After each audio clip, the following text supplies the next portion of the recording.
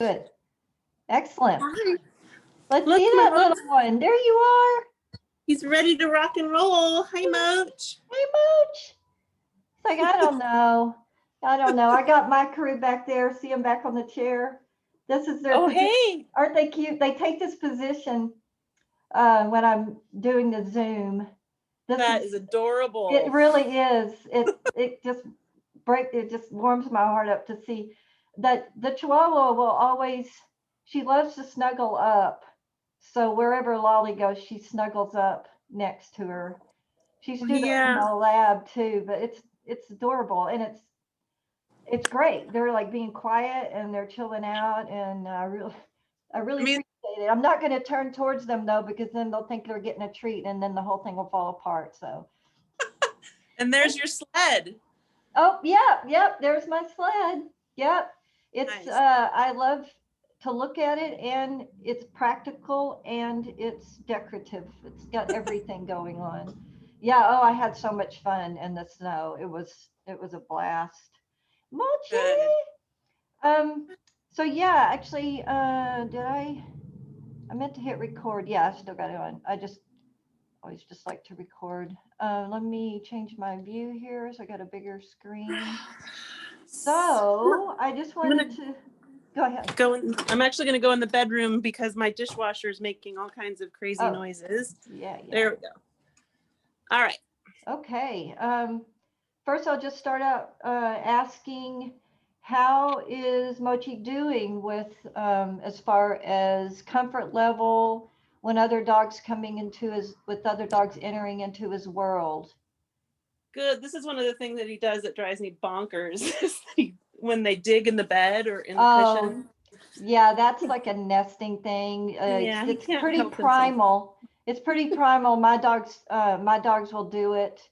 Um, the turning around and digging and then turning around. I don't know if he does that too, but Yeah, a little bit of that too. yeah, just sort of making Their nest. yeah, except they haven't taken into consideration they don't really need a nest, but we don't always operate rationally, humans Right. either. So it's So he's it's kind of cute. hardwired in there He for it. got a new car seat and Oh, did good. it immediately. Um, Wonderful. so Is he, go ahead.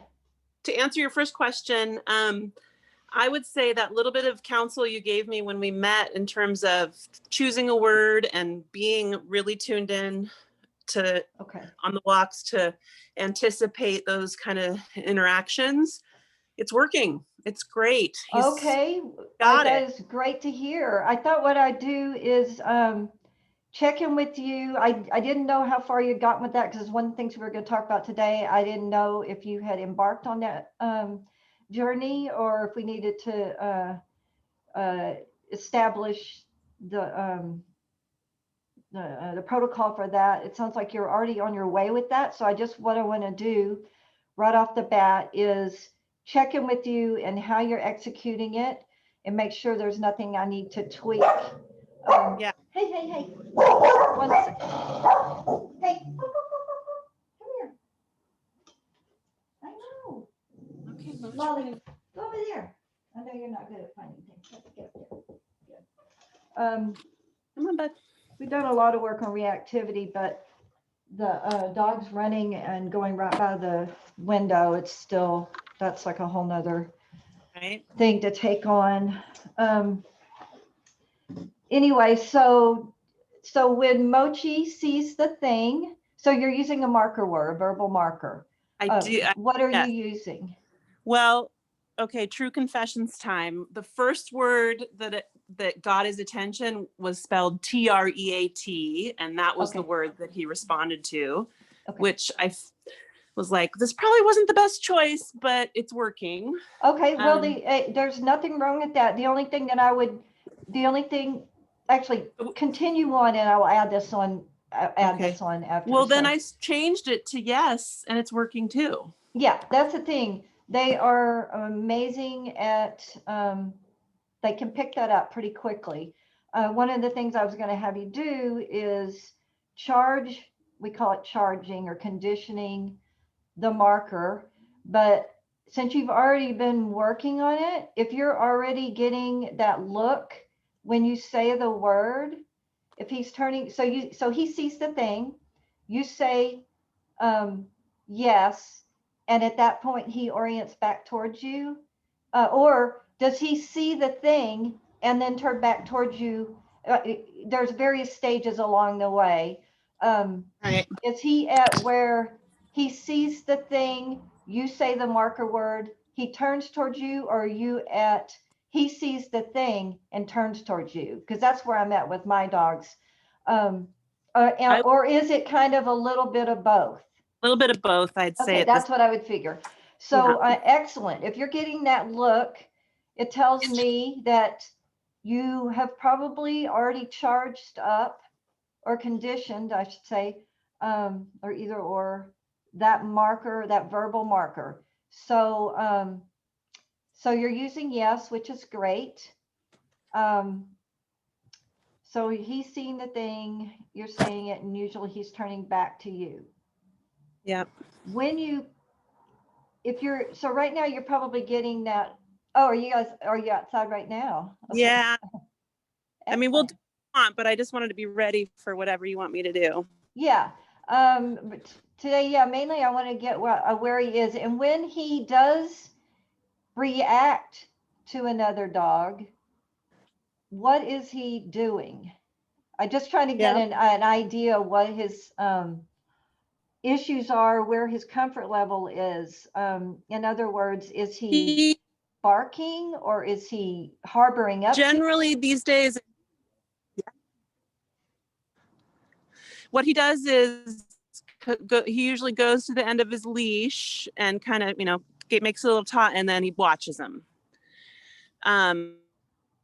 He's really interested, and particularly at night. But or he'll just kind of give him a second look behind and keep on trucking. And keep on So trucking.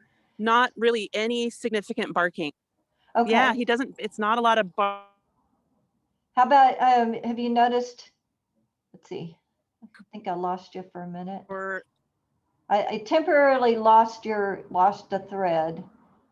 I missed out on the last part. this is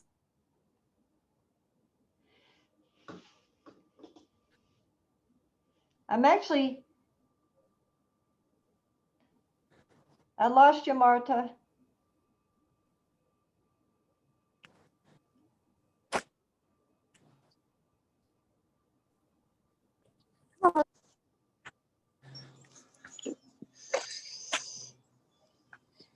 Hi, Tammy. Yeah, so I lost you. Okay, so Maybe, yeah, maybe you should go back inside or something because you're basically cutting in and out. yeah, okay, I'll head back in. Oh yeah, because I'm thinking our next session is going to be, if you agree to it, is that is when we want to do the in-person, and then I'll walk with you and just do some observing and really get in there and coach and troubleshoot this game. We call it, everyone calls it different, there are many different names for it, but I'll call it Look at That. And to try to get an idea of exactly where he's at with it, and by visually looking at his body language in person, and then I can sort of see if he's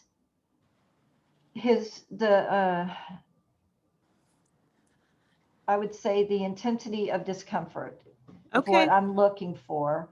It sounds from what you're saying that this is definitely a pretty subtle situation now. He's Yeah. any big overt discomfort signs like barking, lunging, trying to run away. It sounds like now he's just keeping an eye on it because he wants to monitor it Yep. and make sure that nothing's going to happen, that he needs to be at the ready and keeping an eye on this thing. So it sounds like things are going completely in the right direction, so that's very exciting. So I would continue doing what you're doing. It sounds like you've got it. The one thing that I need to interject on it is, so if you're starting to see that if he's going to the end of the leash and then he's just staring at the thing, right? Right. Um, and that's fine. I wish I could. One thing that I will do in person is if we do the next session is I will watch him and I'll try to figure out what level of discomfort he's at. Are his ears pinned back? Does he look fairly relaxed? I would say his ears have been pretty perked and his tail Okay, is tall and it's kind of like a more of pointer pose okay. almost. It sounds like he's just alerting. He's at the ready to figure out what to do. And at Right. that point, does he still take the food when you mark and then give him okay. Yep. So in the order of that it's happening, and we'll just talk for a couple more minutes, and then I was just gonna give you a couple things to work on. He sees the thing. You say your marker word. At that point, he turns back towards you, correct? So Or just to generally clarify, speaking, okay. sometimes I see the thing and I'm preemptively getting his attention and kind of keeping his attention until, and then when he does, so I've already kind of, I've got the marker going and then he's less interested in what's happening over there and barely even. Fantastic. That's what we want. That's what we Yeah. want. So And then if I miss it, if somebody comes along and I've missed the marker and he's already kind of at attention, he's generally not barking or doing okay. anything. He's just kind of, but it's hard. I kind of just let him work it through. And then if he has already started the bark, I'm not trying to, I don't necessarily do the marker once he's already kind of. Okay, that was my next thing that I was going to talk about. So once he's over the threshold, and I would say for him, that means he's starting to bark at it. So his stress level is a bit over threshold. At that point, what I would like you to do is to put some distance between yourselves and the thing that he's uncomfortable with. So in other words, as the way it would go, it's exactly how you're doing it. He notices the thing, you deliver the marker word, he turns back towards you. Then you are feeding him as the thing is there. Um, uh, and if you miss the thing, he goes towards it, sometimes barks, sometimes just stares at it. If he seems like he's barking and he's starting to get over threshold, at that point you need to bail him out. And the reason is that point you're the anything that you do at that point is not really going to teach him, because once that you're over threshold you don't really learn at that point. So my advice is to remove him from the situation. Put some distance. If you can get enough distance and the thing is not coming at you, if the thing is coming at you, then you just need to do a 360, a 180 and go. If the thing is, is moving maybe parallel with you guys, and you can put some distance, but you don't have to like hightail it out of there. Put some distance, then try to offer him some food and try to do that pairing as he's looking at it. So when you say put distance, I wonder, so do I pull on his leash and kind of, Okay, what I try to do is some prompting, like pop, pop, pop, make some noises. I do little marker, that's probably going to get their attention. Oh, right. oh, I I'm do like, surprised. yeah, I Any do like, noise that comes natural to you, okay. like kissy noises, things that are neutrals, things that don't sound real harsh, nothing harsh, all sort of calmly. Trying to get his attention. You can like slap your thighs, jump around, not too much arousal. Turn around and maybe just go, yay, let's go. Just things to get his attention, to move him away so that we can get his threshold back down again. And then you can try again. If you get enough distance and you see that he's not barking, he seems to at a certain, his level of arousal has gone down. Then when he's looking at the thing, I would try to offer him some food again. Okay. As he's just staring at the thing, you're certainly welcome to give him some food as he's watching the thing. If he's not taking the food, that is a sure sign that he's over threshold. Yeah. So, That's what's never that? happened. That Okay, really happened. rarely happens. I think he, early days, but since we've been working it just hasn't happened. He Okay, always, good. And there yeah, are some dogs that will take food even when they're scared out of their mind. right. And it's it's interesting. It's just it depends on the dog. Those are fairly rare. Yeah. So he's probably not that scared anymore. He's at a level that he's accepting the food. But yeah, some dogs will take the food even if they're still over threshold, but it's generally not the case. Um, so yeah, try to put some distance, try again. If the thing keeps coming in your direction and then you just need to like do whatever, go as far, go the other direction or take another direction. In other words, we don't want to leave them in that state. We want to get Right. them and bail them out of that state, move on, so they're not practicing that behavior.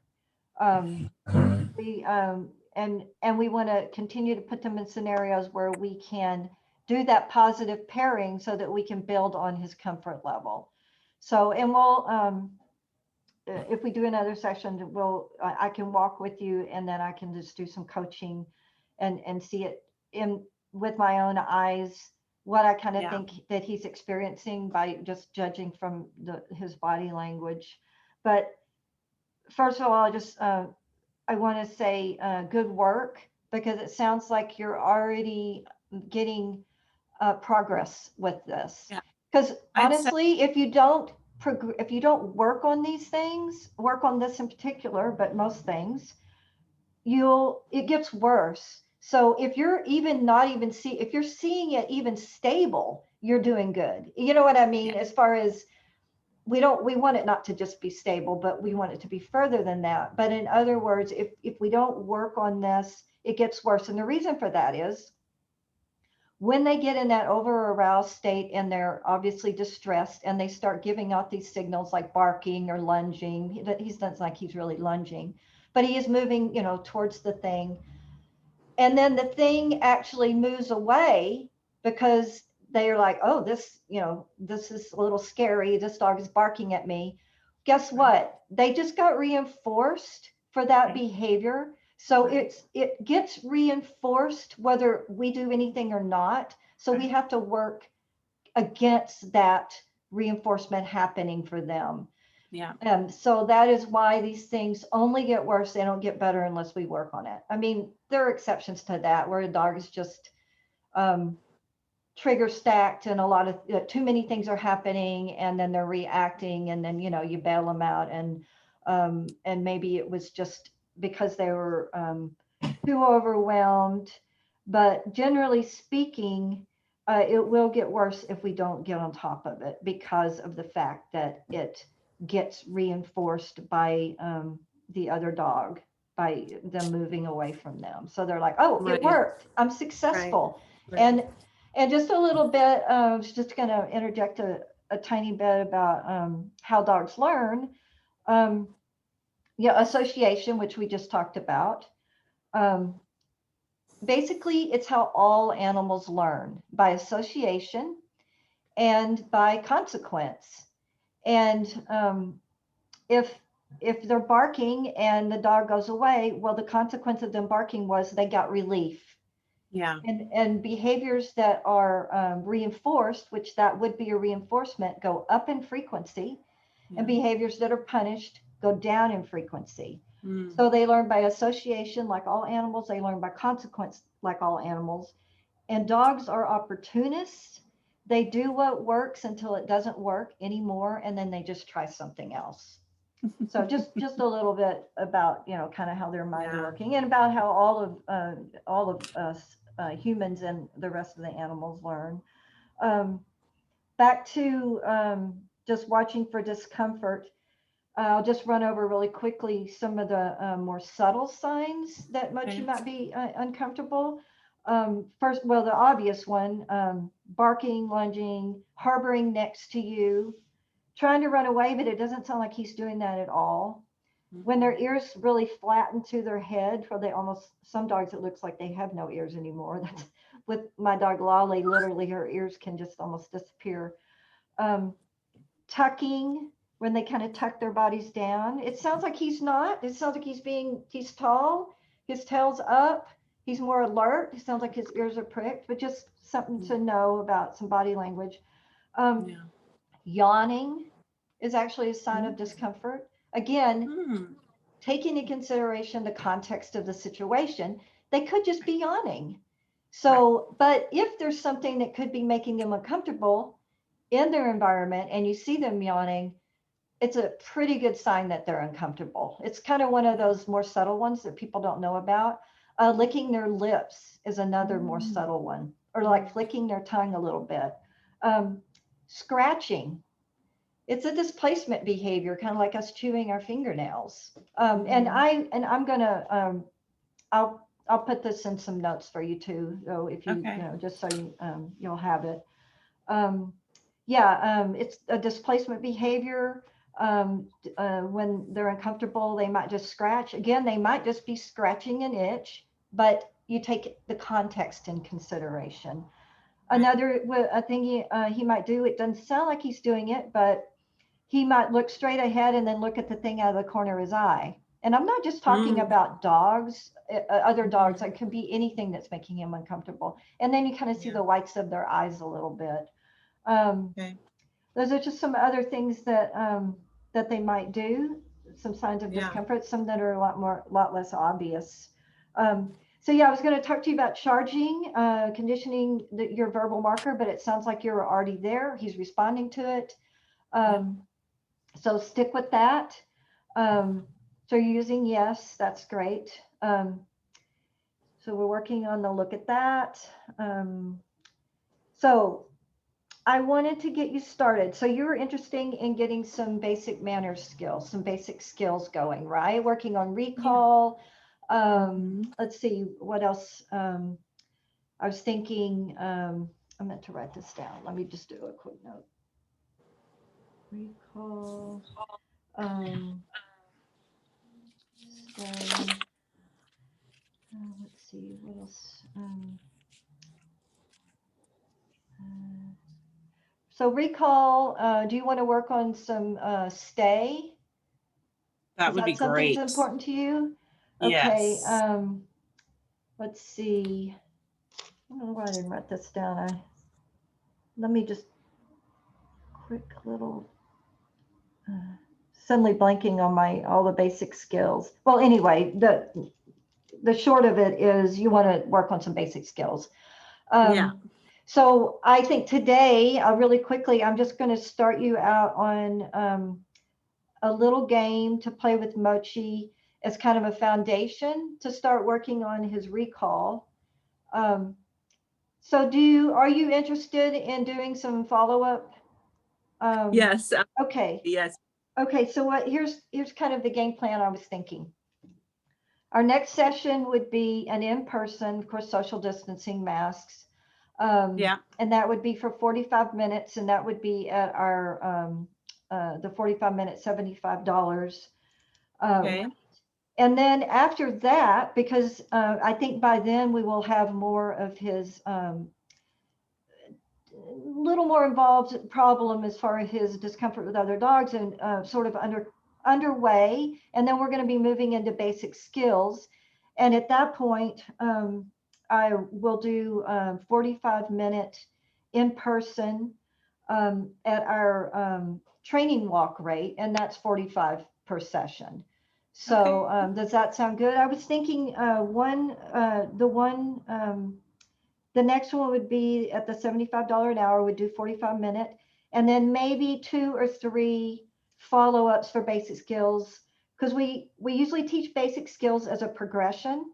Our Yeah. classes are 6 weeks, but since I'm working one-on-one, I think we can definitely do some condensing of that into probably 2 or 3 follow-ups, and then just go from there and see where he's at and see if we think he needs any more work. And I was thinking about Tabor, but at the same time, I'm doing my in-person classes. It's a little further for you at Grant Park. The only thing is they have like an overhead area that if it was starting to rain, we can like go under a covered area. And I'm not really, don't think of anything at Tabor that would necessarily, Yeah. there probably No, is a space. Does that work for you, Grant Park? Would that work? Okay. Yeah. So we'll shoot for Grant Park follow up. So right now I wanted to leave you with, let me check my time real quick. Okay, we'll go over just a little bit. I wanted to leave you with just a simple game, and I feel like Mochi's going to do really good at this. But I want you to work on this 2 or 3 times a day, and it's very simple. I want you to say his name. When you get his orientation towards you, when he turns his head towards you, I want you to mark and deliver a treat. I know it sounds stupid simple, but this is the foundation to starting on working on recall skills, is getting that. If you say his name and he continues to do his thing and doesn't give you the orientation, just wait a little bit, wait maybe a minute or 2, try it again. What I do not want you to do is repeat his name. That is the biggest thing. Do not repeat his name. You told me that on day 1, and that yeah, was okay. good. I thought maybe I did. To... Yeah. You're a good listener. You took that to heart. Very important. He will start to tune it out. As I said before, it will become irrelevant to him, and we do not want that to happen. No. So again, it's a very simple name. I'm just going to send you a few notes with the name game. And just that little bit I was talking about how dogs So learn. it's the name and then the yes and then the treat. Yes. Okay. Name, yes, yeah. treat. And always when you say that marker word, yes, it always has to be followed by a treat. Okay. Otherwise, the association will fall apart. Yeah. It is like we've signed a contract with our dogs that they will always get a treat after that. Even if you say yes and you accidentally marked the wrong thing, still doesn't treat. matter. They get the treat. Because if mostly all the time you're marking the right thing, that's what they pay attention to. I mean, if you ask your dog to sit and he goes halfway down and pops back up, but you mark that, you deliver it. Well, the next time he's not going to be thinking, "Ooh, I got away with just like a partial sit. That's all I have to offer." No, that's not really how it works. He's just going to, you wait until he does it all the way, and then you mark it, and that will be the lay of the land from that point forward. But every once in a while we screw up, but they are genius at, that just doesn't really matter to them. That it's not going to cause a problem if we mark the wrong thing. Now, if you repeatedly mark the wrong thing, then yes, you're probably not going to progress with the behavior that you're working on. So I'll just put a few notes. Got the name game going. So yeah, like maybe 2 or 3 times a day in your house, anywhere actually. It doesn't matter, but sometimes it's good to just start in a little contained space. Start working on that, and we'll leave that at that. We're going to be adding some distractions, but right now let's just keep it simple. Again, if he doesn't orient towards you, no big deal. What I would do though is if he's in the middle of something that he seems to think is important, I would probably not say his name at that point, because chances are he's not going to give you that head turn. Right. I wanted to quickly ask, how does he do with like other things in the environment? Meaning noises. Does he startle? Does he have sensitivity to noises or strange things? I would Basically, say all there's, the other things other than dogs. How is he doing with that? I'd say he's definitely attuned to it. As he's gotten more comfortable with our routine, he seems less sensitive to Okay, it. good.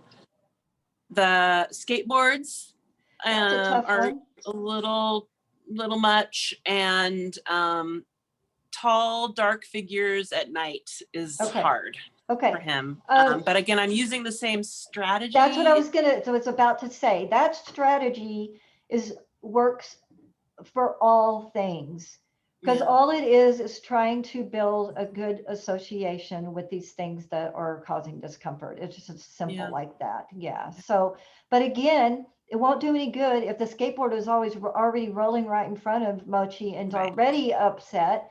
You need to be catching it before it comes. And you can even, if you wanted to go this far, get your hands on a skateboard and bring it into the house and start just, showing it, marking, rewarding, moving it, marking, rewarding, taking it outside, because the sound on the sidewalk, That's the it. sound on the concrete is the thing that really Right, gets them. So you right. start out slow by showing it, and then slowly but surely you start to make it move, and slowly but surely you put it on a surface. Same strategy. We're trying to create a good association with that.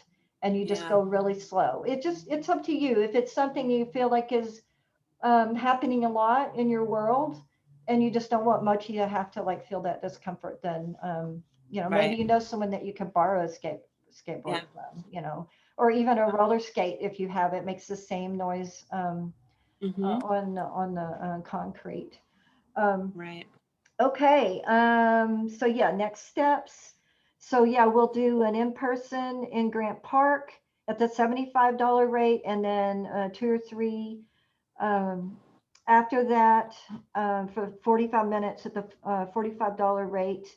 And how is that harness? I just had a note because I remembered him scooting out of that harness at the park. How is that I working? think I might have had it on backwards. I think Okay, I might have had it upside down because okay. that's never happened again. Okay, good to Um, know. Good to know. yeah. I just was a So I little had the, concerned with that. yeah. Yeah. Okay. He's, Just just FYI, I use this.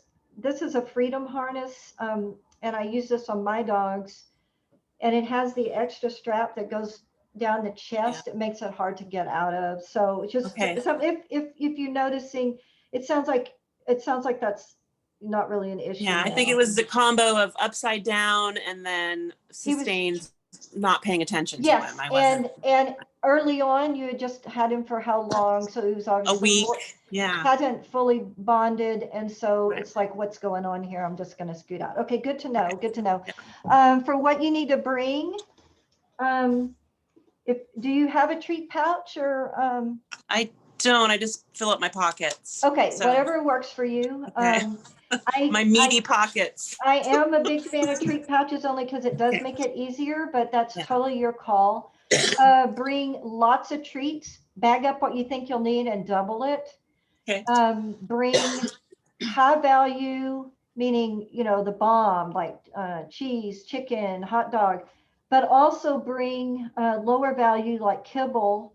Um, you know, also bring, if you can, like some treats that are actually food value, because we're doing so much treating that it will help guard against them, getting an upset stomach or getting overload with like doggy crack. Something I Yeah. use is the canine, something just that I use, and I tell my students about it because it's super easy to break up, and I find that very important for having chihuahuas, especially because you can take it in little teeny tiny chunks. I'll grab the bag. It's called Canine Naturals um, Tripe, or they have beef tripe, lamb tripe. Smells absolutely horrible. You probably won't want to put it in your pocket, but what I recommend is putting in a little baggie. What I do if I'm out and about and I don't have my training pouch, I have a little baggie in my pocket with treats. Mm-hmm. Because I used to Mm-hmm. get big old grease stains on my pants, and I'm done with that. So the tripe smells absolutely horrible, but the dogs love it. Love So it. I'll grab the bag, and the other is Ziwi Peak. It's again, these two are food value. They're not just treats with, sugar and all sorts of things in it. They're actually food that you can feed your dog. And since we're giving them so many treats, it's good to like have some of that going on. It's Yeah. Zingy Peak, and they come in little tiny squares. And again, very easy to break off little pieces. I don't have any of that, but Okay. and they How do you seem spell really Ziwi?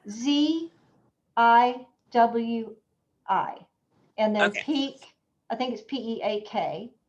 Okay. And yeah, the being able to make the size really, really tiny, Yeah. to keep them from getting, well, a couple reasons, not to make them sick, but also just to keep them from not getting satiated, and then they're not interested in training anymore. So we want to make the Yeah. pieces tiny. And let me just grab that bag. Okay.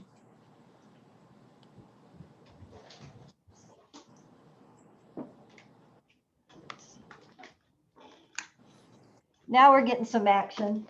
Yeah, I know, I pulled out the treats. So this bag will go a long way, especially with you having a Chihuahua. It's about 7 ounces, and I think it's somewhere around, I believe, $25, but it goes a long way. And they Great. have a beef tripe, a chicken tripe, and also you can use it as a topper on their food. It doesn't sound like he has an appetite problem like a No. Chihuahua. So yeah, Canine Naturals. Okay. And Dealey Peak. So you can make a trail mix, mix all this with some kibble, and that way the Yeah. kibble gets a little higher value because it infuses the smell. Oh, So, yeah. so there you go. Any questions? Well, yeah, I have several questions. In Yeah. the instance, if we're in an unsafe situation for whatever reason, he is showing signs of discomfort or whatever, Yeah. I've really tried to not scoop him up because, I mean, we haven't really had a dangerous situation, but I'm saying in the event of that, I feel like I need to physically pick him up. I'm just wondering what you think the impact of that is, and if it's Scooping like, him up. I yeah, say just scoop him up, because okay, that's what I'll do. That's what I do with my Chihuahua. yeah, She doesn't. It's not her favorite thing, but at that point, I feel like whatever is needed. If you can make some noises and get them to turn around and follow you really quickly that's and get better. out like that, Right. sure. The other thing is, if he's got some issues with not being like to be picked up, is that the case? Oh, no, he loves it. Okay, He so basically you're just concerned about doing the sort of aggressive scooping and moving away. I'm more about somehow that he likes being scooped up and that somehow I'm rewarding his distress by Okay, picking good. him up. That is a great question. I'm glad you brought this up. Yeah. If he's having a reaction because he's distressed, you cannot reinforce that. Okay. It's kind of like if we're stressed out and we're like biting our nails and someone gives you a treat, you're not being, it doesn't really register as, it doesn't really register that you're getting a reward. It's not going to make you bite your nails more. It's a fear reaction, a stress reaction. Never worry about that. Okay. Just like if you feed him and he's barking and upset about another dog or something, there's nothing wrong with that. You don't have to worry about reinforcing that behavior. Okay. Um, ordinarily, in most situations, you do watch for making sure that you're not inadvertently reinforcing a behavior. But a fear Yeah. response like that, do not worry about that. That's Okay. not a concern for you at all. So yes, I would Great. definitely recommend bailing him out as quickly as possible. And I believe Okay. picking him up, which gives him comfort, if he does like to be picked up, is a good thing because he's getting some comfort for you. One thing you don't want to do though is also be distressed yourself. Right. Very important for you to remain calm, encouraging him that everything's okay. But I definitely recommend comforting your dog if they're upset. But the main thing is you have to pay attention to how you're coming Yeah. across, because if you come across worried too, then they're going to be, oh, this really is something worrisome. Right. Okay. Okay. Great. Yeah. So that's the main thing. And I just also want to mention that my husband walks him frequently on his own, and, they have their own thing. And so if you recorded this, I'm going to share this with him if that's okay. Yes, and I am And recording then, it. Because consistency is extremely important, because otherwise right. you don't really make progress on these things. Yeah. So he's reporting that to me that he's doing the same things and that he's seeing improvements. And so that's great. I just want to mention that he's part of I'm this. glad And he's on so, board. Fantastic. he And if ever is. he's available, any of these sessions we get together, that would be great too. He could I was see it in wondering. person. Good. So, how do I pay you, and how do we get the next thing on the books? I guess Okay. questions. So Teresa, I'll talk to her. She usually takes care of all the invoicing. I think you might have to sign up with Venmo or maybe PayPal. I'll have to ask her about that. I totally spaced on taking care of that. So don't worry about that today. I'll get back with you on that. And Okay. as far as the next session, can I email you tomorrow and Yep. check in with you on that? But I'm thinking Fridays seem to be good for you generally. So let's maybe say tentatively next Friday. Would that? Friday's great. Mondays, are Franco and I have a day off together. I don't know if that Okay. ever works for you, but if we did earlier in the day, he often doesn't go into work till noon.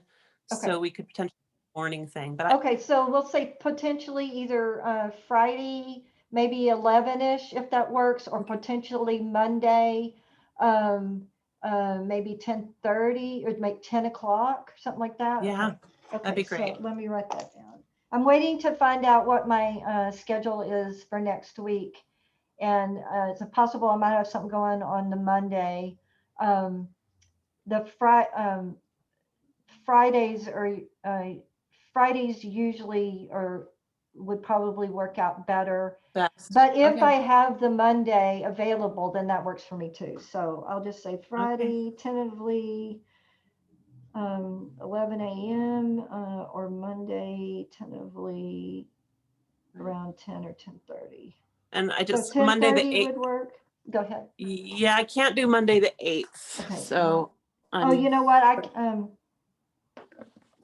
I think that's the day that I can't either, so that actually works out. Okay. Not Monday the 8th. Okay, fantastic. And what's your partner's name? Is your husband? Frank. Or? My husband, almost 10 years. Oh, Franco. wonderful. Frank. Franco. Fran, Franco. Okay. Franco. Okay, so I'll get back with you let's see. Tomorrow, this is Friday. Yeah, by the latest Sunday, I'll get back with you about setting up our next session, and I'll have the payment thing, info on the payment thing at that point too. So wonderful. I enjoyed it, and it's good to see you guys, and we will meet again. Thanks, Tammy. Oh, Thanks and for your time. I'll send this recording to you guys. Give me a couple days on that, because I upload it to YouTube. So I just send the link because it's easier that way than trying to send the whole video. Okay. All right. I appreciate it. Yeah. Thanks. Take Bye. care. Bye-bye. You too. Bye. Bye.